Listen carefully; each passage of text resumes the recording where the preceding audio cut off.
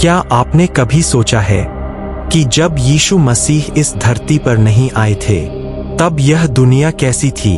आज हम जिस प्रेम, क्षमा, करुणा और आशा की बात करते हैं, क्या वह सब हमेशा से था या फिर यीशु के आने से पहले दुनिया अंधकार, भय और अन्याय में डूबी हुई थी?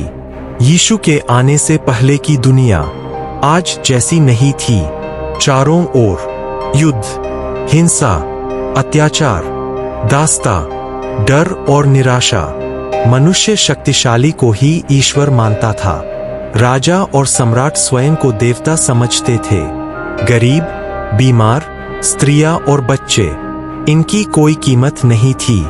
जीवन सस्ता था और मृत्यु आम बात। यीशु के जन्म से पहले दुनिया के बड़े हिस्से पर रोमन साम्राज्य का शासन था। रोमन शासन का मतलब था भारी कर, क्रूर कानून, सार्वजनिक फांसी, दासों के साथ अमानवीय व्यवहार, क्रूस पर चढ़ाना सबसे भयानक सजा मानी जाती थी। लोग डर के साए में जीते थे। न्याय सिर्फ अमीरों के लिए था। उस समय धर्म तो था, लेकिन प्रेम नहीं। कानून थे, नियम थे, लेकिन करुणा नहीं थी। धार्मिक अगुवे पापियों से घृणा करते थे, बीमारों को अशुद्ध मानते थे, गरीबों को ईश्वर की सजा समझते थे। लोग ईश्वर से प्रेम नहीं, बल्कि डरते थे।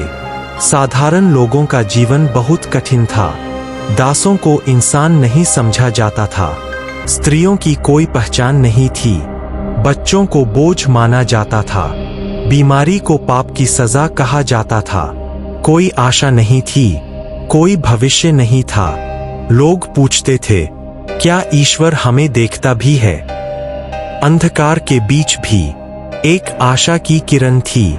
पुराने नियम में भविष्यवक्ता कहते थे, एक उद्धारकर्ता आएगा, वह दुखियों को चंगा करेगा, वह बंदियों को स्वतंत्र करेगा, वह शांति का राजकुमार होगा। इस्राएल की प्रजा सदियों से मसीहा की प्रतीक्षा कर रही थी। यीशु से पहले दुनिया आत्मिक रूप से भी अंधी थी। सच्चे ईश्वर की पहचान खो चुकी थी। मूर्ति पूजा बढ़ गई थी। पाप को सामान्य मान लिया गया था।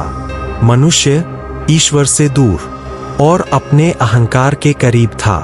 और फिर अंधकार में एक ज्योति जली, एक महल में नहीं, बल्कि एक गौशाला में। एक राजा नहीं, बल्कि एक सेवक के रूप में। यीशु मसीह का जन्म दुनिया के इतिहास का सबसे बड़ा परिवर्तन था। उन्होंने सिखाया, प्रेम करो, क्षमा करो, शत्रुओं से भी प्रेम रखो, सब बराबर है। यीशु के आने से पहले की दुनिया भय में जीती थी, कानून में बंधी थी, प्रेम से खाली थी। यीशु ने दुनिया को आशा दी, जीवन दिया, प्रेम का अर्थ समझाया। आज जो हम मानव अधिकार, करुणा और क्षमा की बात करते हैं, उनकी जड़ यीशु मसीह है।